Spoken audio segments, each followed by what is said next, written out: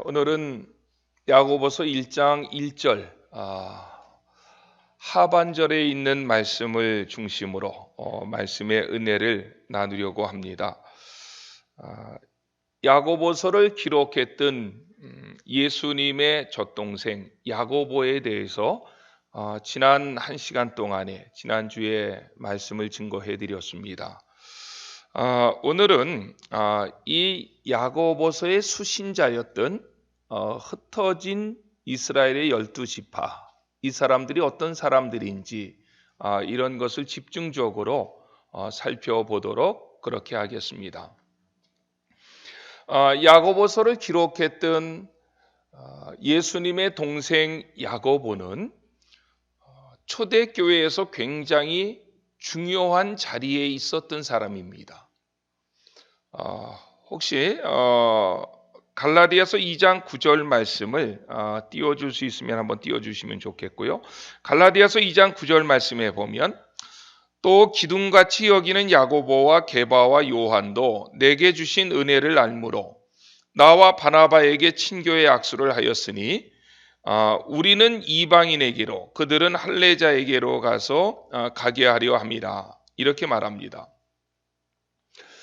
갈라디아서 말씀은 우리가 잘 아는 것처럼 사도 바울이 갈라디아 교회에게 보냈던 편지입니다.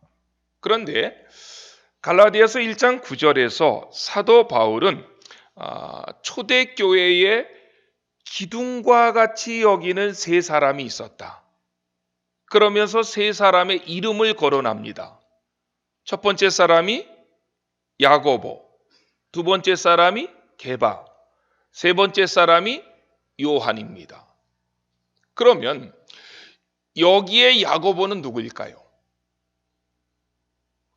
여기에 야고보는 예수님의 제자 야고보는 아닙니다. 왜냐하면 지난 시간에 말씀드린 것처럼 이미 사도행전 12장에서 순교당했습니다. 그래서 많은 학자들이 여기에 있는 야고보는 예수님의 동생 야고보다. 게바는 누굽니까? 베드로의 아람어 이름이지요. 그리고 여기에 요한은 예수님의 제자 요한입니다.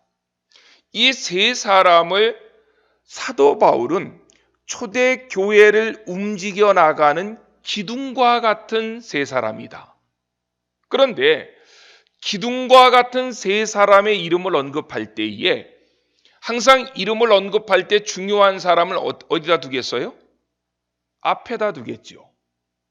우리가 생각할 때에는 초대교회를 움직여 나갔던 중요한 사람 하면 베드로를 생각했을 텐데 사도 바울도 베드로의 이름 앞에 야고보를 두고 있다는 것은 굉장히 놀랄 만한 일입니다. 더 놀라운 것은 사도행전 15장의 사건입니다. 사도행전 15장은 기독교 역사의 한 획을 그을 만한 사건이죠. 그런데 사도행전 15장을 읽어보면 이제 사도 바울이 1차 전도 여행으로 소아시아 지방, 특별히 갈라디아 지방을 다니면서 복음을 전했고, 그래서 많은 결신자들을 얻었고 교회를 세웠습니다.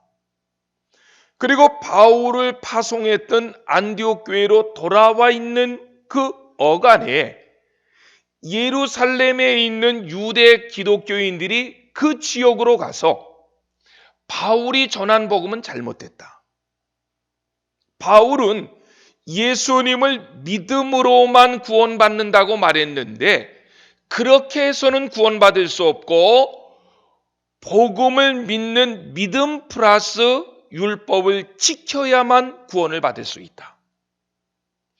바울이 그렇게 잘못된 가르침을 가르칠 수 있었던 것은 바울은 사도가 아니었기 때문이다, 이렇게 얘기를 했습니다. 그래서 바울이 1차 전도 여행 때에 세웠던 교회들과 그곳에 있는 성도들이 그냥 다 같이 할례를 받아버렸습니다. 이 소식을 사도 바울이 안디옥 교회에서 있다가 듣고서 이 문제를 해결할 수 있는 것은 사도가 존재하고 있는 예루살렘 교회만이 이 문제를 해결할 수 있다. 이렇게 생각을 했지요. 그래서 사도 바울은 사도들이 현존하고 있는 예루살렘 교회에다가 이 문제를 해결해 달라고 요청을 했습니다. 그로 말미암아서 예루살렘 교회가 교회 역사상 최초로 종교 회의를 소집합니다. 그 내용이 사도행전 15장의 말씀인데, 사도행전 15장에서는 우리가 사도행전을 강의하는 시간이 아니니까 결과적으로 바울의 손을 들어줍니다. 만약에 사도행전 15장에서 유대 그리스도인들의 손을 들어줬다면 기독교는 거기서 끝났습니다. 기독교는 천주교가 된 겁니다. 그런데 놀랍게도 사도행전 15장에서는 종교회의가 모여가지고 결정을 했는데 누구의 손을 들어줬다고요? 바울의 손을 들어줬다고요. 엄청난 축복입니다. 그런데 사도행전 15장을 잘 읽어보면, 특별히 사도행전 15장 13절에서 그 예루살렘 종교회의를 이끌어갔던 사람이 야고보였습니다. 우리가 생각할 때는 예루살렘 교회의 종교회의를 이끌어갈 사람이라면 그 사람은 당연히 베드로가 되어야 될 텐데, 베드로는 참조 발언을 했던 사람에 불과했고, 그 회의를 전체적으로 이끌어가서 결정을 내렸던 사람은 바로 야고보였다는 거예요. 그렇다면 그 야고보 역시도 예수님의 제자 야고보는 아닙니다. 왜요? 예수님의 제자 야고보는 사도행전 12장에서 이미 순교당했습니다. 그 15장 사건이기 때문에 이거는 제자 야고보가 아니라 예수님의 동생 야고보였다. 그렇게 결론을 내릴 수밖에 없지요. 이 야고보가 부활하신 예수님을 만난 다음에 얼만큼 많이 변화되었다 하는 것을 우리에게 보여주고 있는 것이 이 성경의 내용이지요.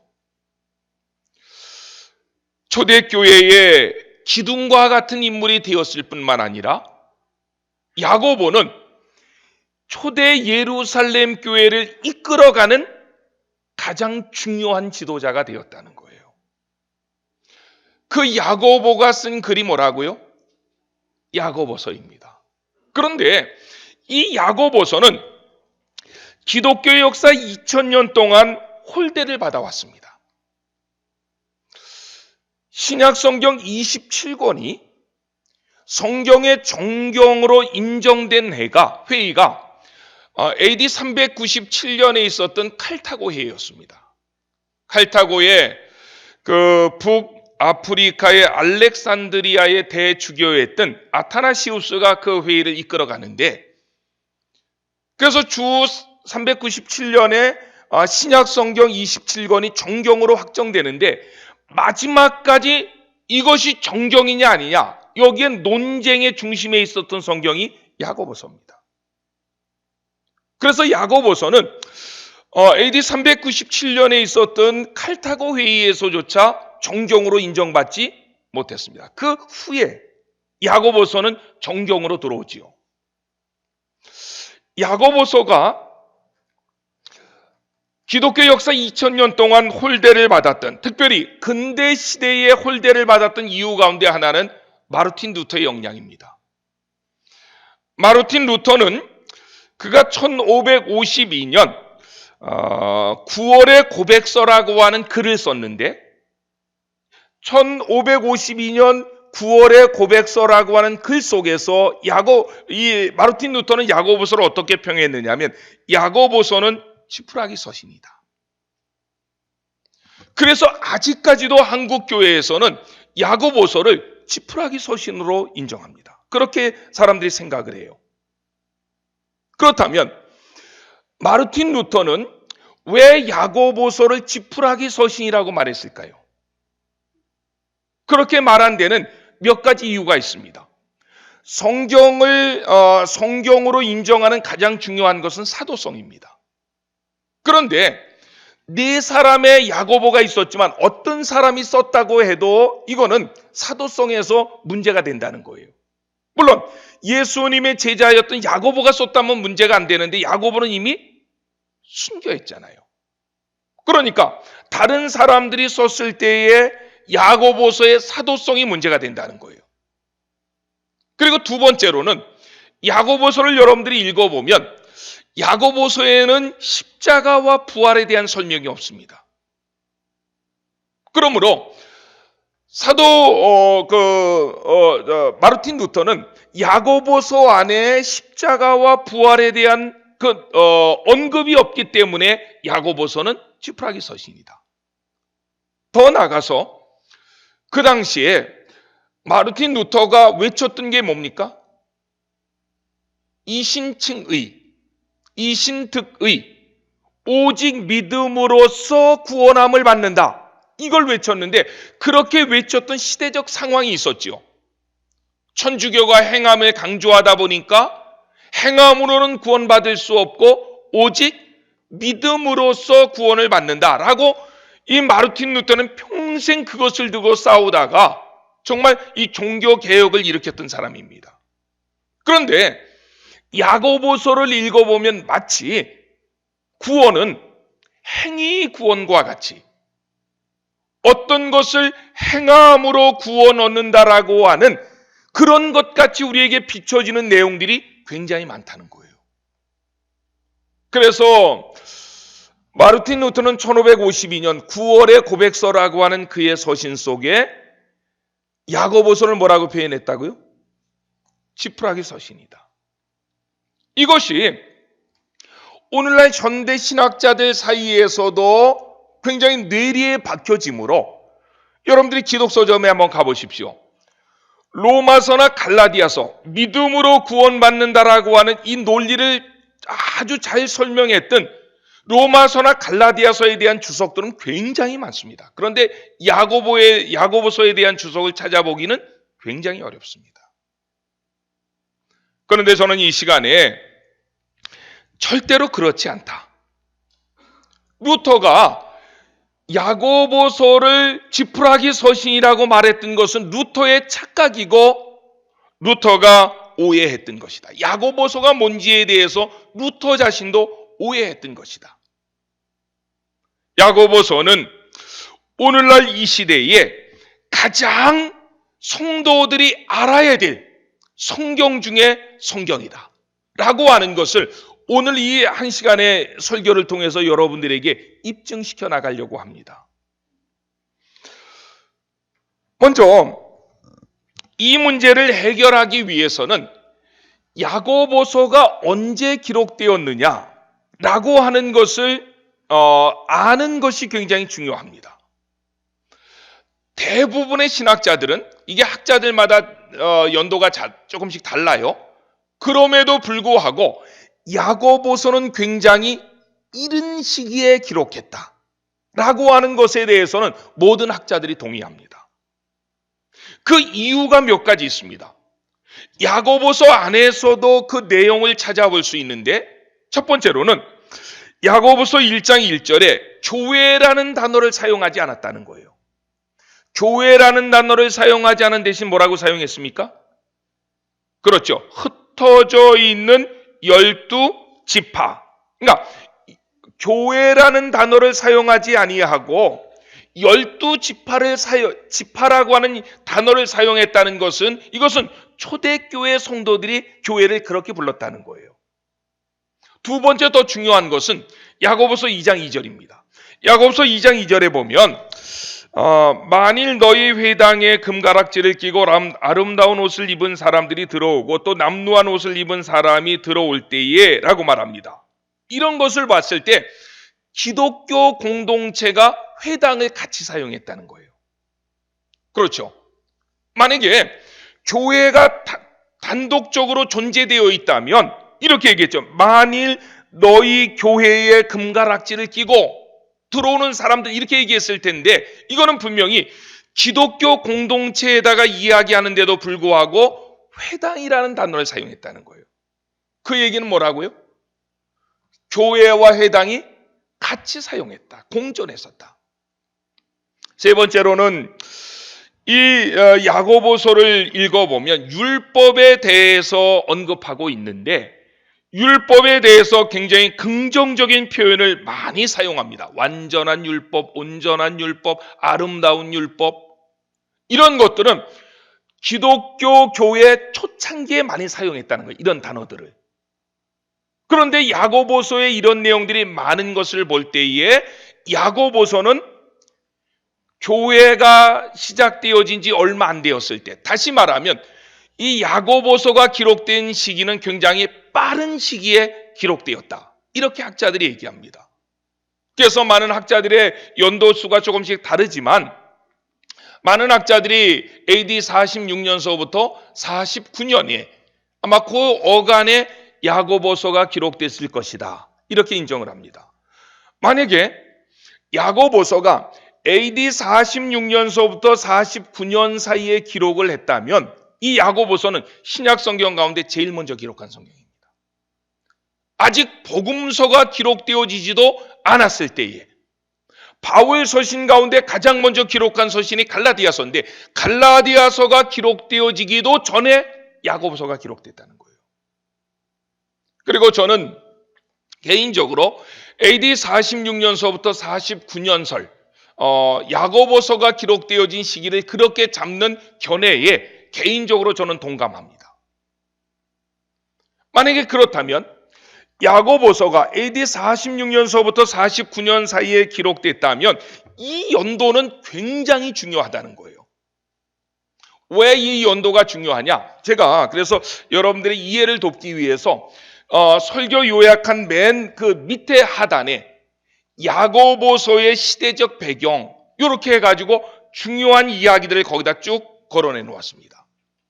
거기에 보면 예수님께서 십자가에 못 박혀 돌아가시고 3일 만에 부활하시고 이 땅에 40일 계시다가 하늘로 승천하셨고 50일 만에 성령이 오셨습니다. 그때를 학자들은 AD 30년의 역사라고 봅니다. AD 30년에 그런 역사가 있었다. 그래서 성령이 오심으로 말미암아 온 사도들이 성도들이 성령 충만함을 받아서 땅 끝까지 나가 복음을 전할 때 놀라운 역사가 일어났지요. 하루에 3,000명, 하루에 5,000명이 회개하고 주께로 돌아왔습니다. 그래서 생겨진 공동체가 교회 공동체지요. 교회가 그렇게 걷잡을 수 없을 만큼 부흥해 나갈 때에 첫 번째 박해가 옵니다. 유대인들이 기독교인들을 박해한 거지요. 시기한 거지요. 그 사건이 뭡니까? 스데반의 순교입니다. 사도행전 7장의 스데반의 순교인데 이 스데반의 순교는 2년 후인 AD 32년에 일어났다고 학자들이 봅니다. AD 32년에 스데반의 순교가 일어났고 이 역사, 기독교 역사를 지금 다 얘기하려면 한이 없고 중요한 것은 이제 유대인들이 기독교인들을 박해했던 차원을 넘어서 국가적인 박해가 시작되어집니다. 그게 뭐죠? 헤롯 아그리빠의 박해입니다. 사도행전 12장에 나오는 헤롯 아그리빠가 누구를 죽입니까? 예수님의 제자 가운데 사도 야고보를 죽이고 예수님의 사도 가운데에 가장 어떤 리더격이었던 베드로를 감옥에 가두는 사도행전 14장, 12장의 사건입니다. 그런데 헤롯 아그리빠의 그 박해가 이제 교회에 대한 박해가 유대인들을 넘어서 어디가 박해를 하기 시작했다고요? 국가가 박해를 하기 시작했다는 거예요. 그것이 AD 44년입니다. 그러므로 말미암아서 여러분들이 사도행전에 읽어보면 사도행전 11장 28절 말씀 이런데 여러 군데 있지만은 하여튼 다 찾아보려면 시간이 많이 걸려서 지금 제가 고민하고 있는 거예요. 사도행전을 계속 읽어보면 사도행전 11장 제가 19절만 봉독해 드릴게요. 그때 스데반의 일로 일어난 환란으로 말미암아 흩어진 자들이 베니게 굽으로 안디옥까지 이르러 유대인에게만 말씀을 전했다. 사도행전 11장 19절 말씀에 보니까 스데반의 일로 인해서 사람들이 어떻게 했다고요? 흩어졌다는 거예요. 그런데 스데반 사건 이후에 무슨 사건이 있었습니까? 헤롯 아그리빠의 사건이 있었다고요. 헤롯 아그리빠는 이 유대 동족이 핍박했던 것과는 비교할 수 없을 만큼 야고보를 죽였잖아요. 베드로를 감옥에 가두었잖아요. 그러자 유대인들이 더 급속도로 예루살렘에서 또 그 신앙의 어떤 본거지였던 이 가나안 땅에서 세상으로 흩어지기 시작했다는 거예요. 그런데 그러던 찰나에, 그게 AD 44년인데 그러던 찰나에 흉년이 옵니다. 이 흉년이 얼마나 크게 왔는지 몰라요. 그래서 얼마나 크게 왔으면 성경에서 이야기합니다. 성경에서 그 흉년에 대해서 예언을 하는데, 여러분들이 혹시 성경 이렇게 체킹만 해두셔도 좋을 것 같아요. 사도행전 11장 28절에 이렇게 얘기합니다. 아가보라고 하는 한 사람이 일어나 성령으로 말하되 천하에 큰 흉년이 들리라 하더니 글라우디오 때에 그렇게 되니라.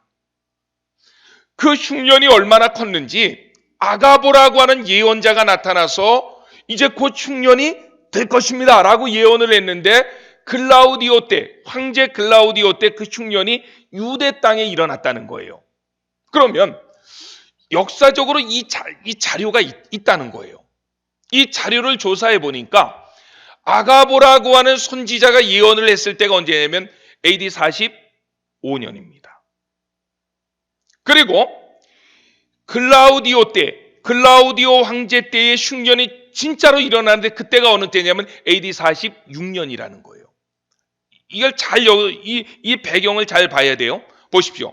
44년에 무슨 일이 있었습니까? 예? 44년에 헤롯 아그리빠가 야고보를 죽이고 베드로를 갖다가 감옥에 가두는, 그래서 기독교 공동체에 대한 박해가 이제 유대인들의 틀을 넘어서 국가가, 왕이 이 교회를 핍박하기 시작했다는 거예요.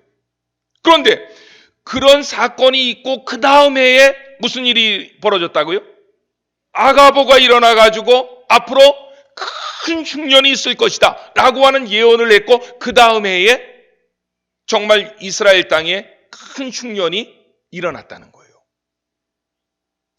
우리가 생각해 볼 것은 이스라엘 백성들이 신앙의 공동체가 예수 믿는 것 때문에 핍박이 왔을 때에 고향 산천을 버리고 다 흩어졌는데 그들의 삶이 어땠을까요?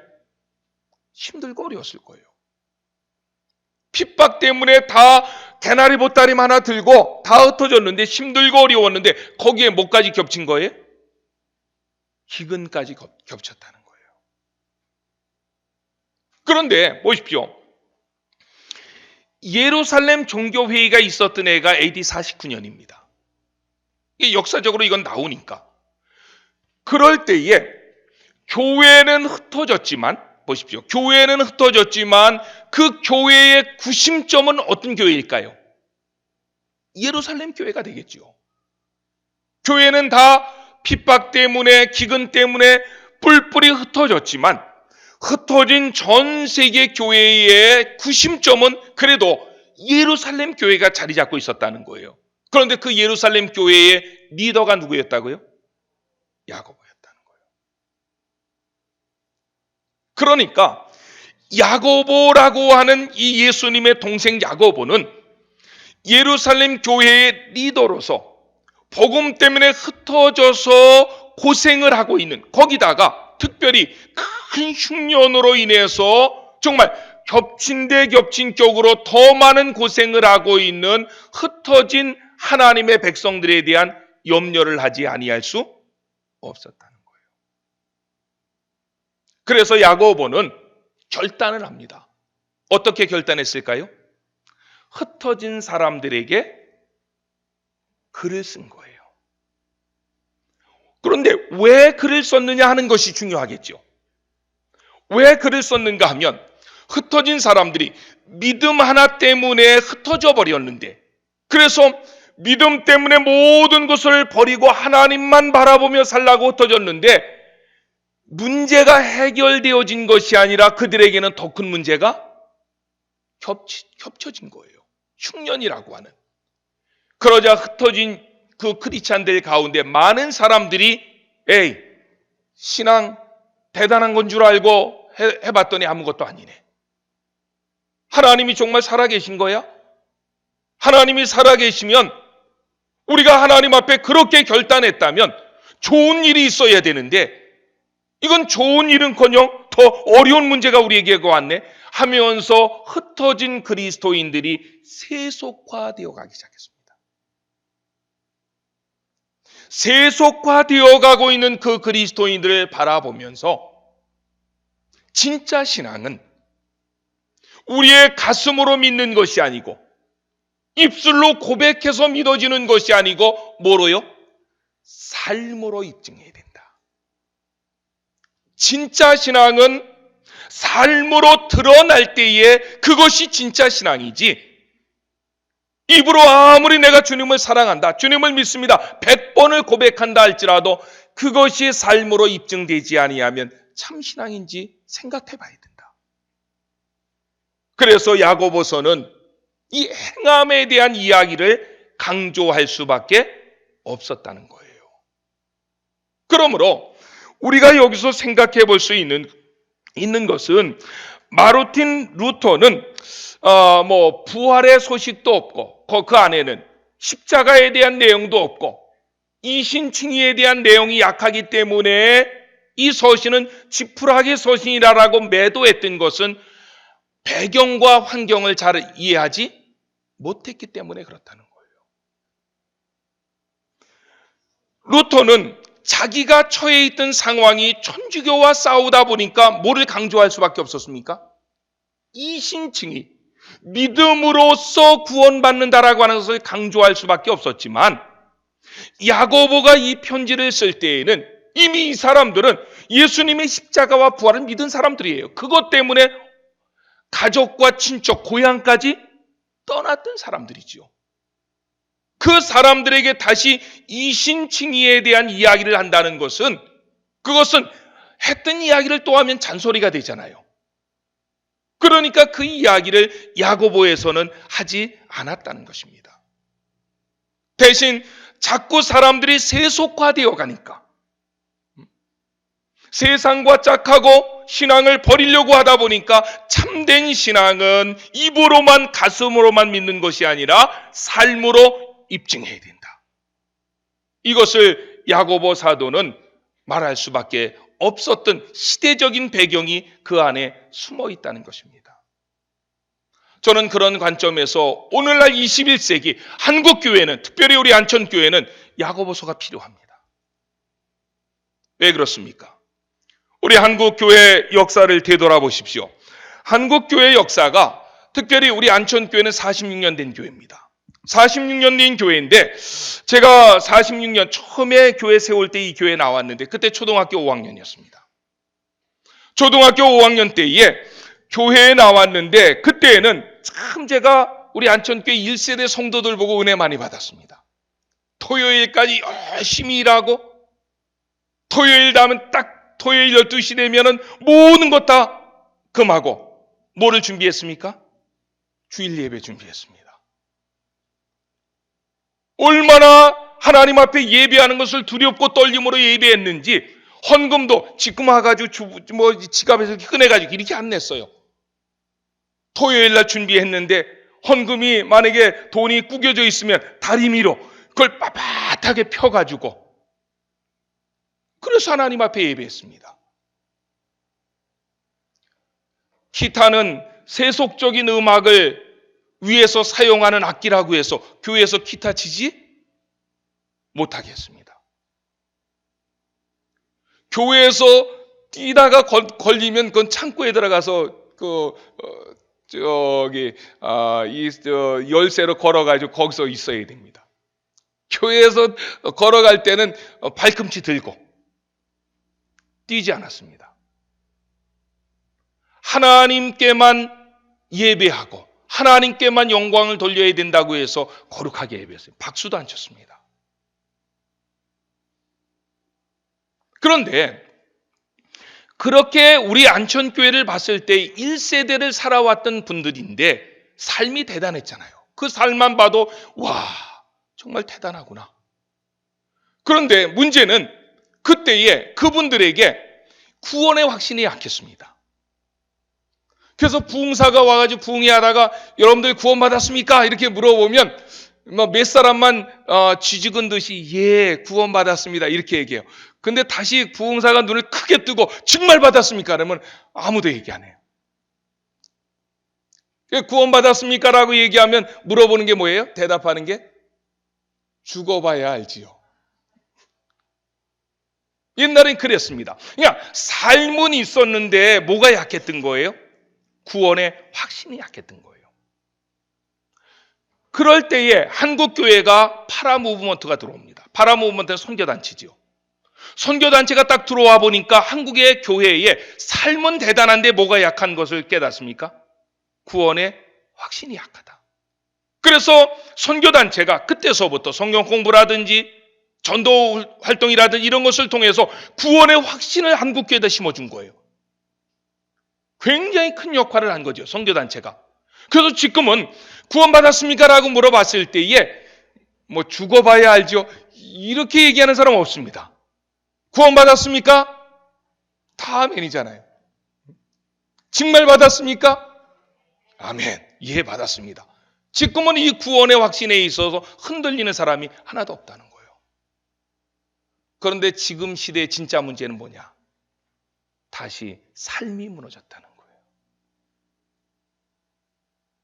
구원받았다고 입으로는 그렇게 담대하게 이야기했는데 그 사람의 삶의 현장으로 가보면 그 삶은 그 옛날 한국교회 1세대를 이끌어갔던 그분들에 비해서 10분의 1도 아니 그분들의 어떤 그 그림자조차 따라갈 수 없을 만큼 그렇게 신앙의 삶이 약해졌다는 거예요. 그러므로 어떤 행함이냐 믿음이냐 이것은 동전의 양면과 같은 얘기입니다. 이걸 분리해서 생각할 수가 없는데 제가 개인적으로 볼 때는 지금 한국 교회는 어떤 구원의 확신에 대한 이 문제보다도 구원받은 자의 삶을 다시 한번 점검해 봐야 된다.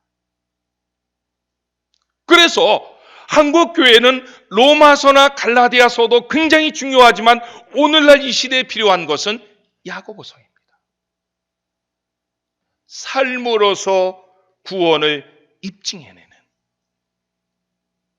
나는 참 믿음을 가졌다라고 하는 것을 무언으로 선포할 수 있는 이 야고보서의 내용이 오늘날 한국 교회는 더 많이 필요하다고 생각되어집니다.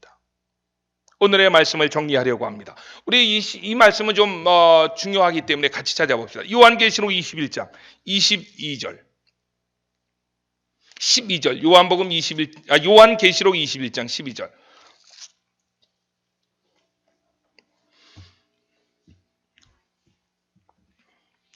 요한계시록 21장 12절을 같이 한번 찾아봅시다. 시작. 크고 높은 성곽이 있고 12문이 있는데 문에 12천사가 있고 그 문들 위에 이름을 썼으니 이스라엘 자손 12지파의 이름들이다. 예. 요한계시록 21장 22장은 새하늘과 새 땅을 설명하고 있죠. 그렇죠? 그런데 새하늘과 새 땅, 이 천국 문 앞에 뭐가 기록되어 있다고요? 12지파의 이름이 기록되어져 있다. 그러면 여기에 12지파는 이스라엘의 12지파입니까? 아닙니다. 여기에 12지파의 이름은 이스라엘의 12지파가 아니라 새로운 공동체, 새로운 믿음의 공동체, 이 사람들을 12지파라고 하는 이름으로 표현하고 있다는 거예요. 그러면 새로운 영적 이스라엘 12지파는 누굽니까? 그게 야고보서 1장 1절이라는 거예요. 야고보서 1장 1절에 보면 하나님과 주 예수 그리스도의 종 야고보는 흩어져 있는 12지파에게 문안하노니라고 했을 때 그 새로운 12지파는 어떤 사람들이냐면 예수님을 하나님으로 믿는 사람들, 예수님을 나의 주님으로 고백하는 사람들, 그리고 예수 그리스도를 구약의 수많은 선지자들이 예언했던 그 그리스도로 믿는 사람들, 그리고 그 믿음을 가지고 그분이 하신 말씀 그대로 살아가는 그 사람들을 요한계시록 21장 12절에서 새로운 12지파로 언급하고 있다는 것입니다. 특별히 야고보서에, 아까 야고보서 우리 1장 1절 하반절 보았는데 야고보서에 흩어져 있는 12지파에게 문안하노라 이렇게 얘기했을 때 여기 문안한다라고 하는 이 말이 카이레인이라고 하는 헬라어입니다. 근데 카이레인이라고 하는 헬라어는 문안한다라고 하니까 인사한다 이런 의미가 아니고 이것보다 훨씬 더 중요한 뜻이 담겨져 있는데 여기에 카이레인이라고 하는 문안한다라고 하는 말의 의미는 목양한다, 신방한다, 교제한다, 돌본다 이런 뜻이 담겨져 있는 거예요.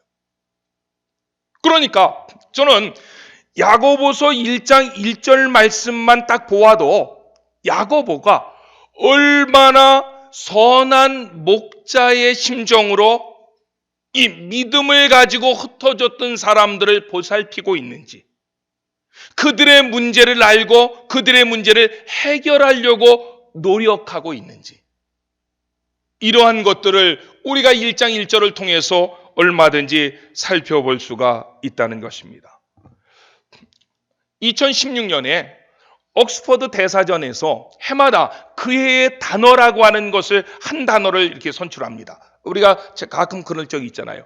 2016년도 옥스퍼드 대사전 그 편찬위원회에서 그 해의 단어라고 하는 것을 선정했을 때 그 해의 단어가 뭐였는지 아십니까?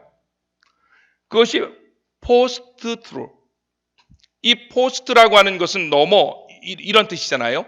후에 이런 뜻이고 after인데 영어로 얘기할 때 포스트 트루라고 하는 말을 2016년도에 단어로 선정을 했습니다. 이거를 한국말로 다시 그냥 이 의미를 살려가지고 번역을 하면 무슨 말이냐면 탈진리. 다시 말하면 이 말은 이제는 오늘날 우리가 살아가는 이 시대에는 진리가 없다는 거예요. 진짜 진리는 사라졌다는 거예요. 이게 무서운 말입니다. 신앙계에서도 제일 경계해야 될 것이 복음의 모호함입니다. 지식자층에서 모호함이 세련인 양 진리마저도 모호하게 설명을 하는데 여기에 젊은이들이 완전히 어떻게 한다 할까요? 매료되어 가는 거예요. 그래서 21세기는 포스트 모더니즘 시대에는 한마디로 얘기하면 절대 진리가 없는 사회라는 거예요. 저는요, 옥스퍼드 대사전협회에서 이 단어를 썼다는 건 기가 막힌 단어라고 생각했습니다. 야, 이 사람들은 세계를 보는 눈이 있구나. 탈진리. 절대 진리가 사라진 시대 속에 우리는 살고 있다. 그런데 야고보서 1장 1절에서 야고보는 여기에 담대히 맞서는 것입니다. 아니다. 참 진리가 있다. 진짜 진리가 있다. 그 진짜 진리가 뭐냐? 예수님을 하나님으로 믿는 것이다. 예수님, 그분만이 나의 주님이라고 고백하는 것이다. 예수님을 구약의 수많은 선지자들이 예언했던 바로 그 그리스도로 믿는 것이다. 뿐만 아니라 그분이 하신 말씀대로 살아내는 것이다. 이것이 참 진리다. 이것을 야고보서 1장 1절에서 야고보는 담대하게 선포하고 있다는 거예요. 포스트 트루. 탈진리의 시대에 저의 소망은 우리 안천교회 성도들은 세상에 절대 진리가 어디 있느냐라고 하고 이렇게 외치는 이때에 절대 진리가 있다. 그분은 그리스도시다. 그분은 나의 주님이시다.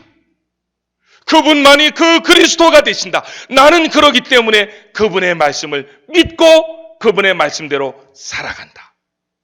이렇게 외치며 살아갈 수 있는 우리 안천의 성도들이 되시기를 주의 이름으로 축원합니다. 기도합시다.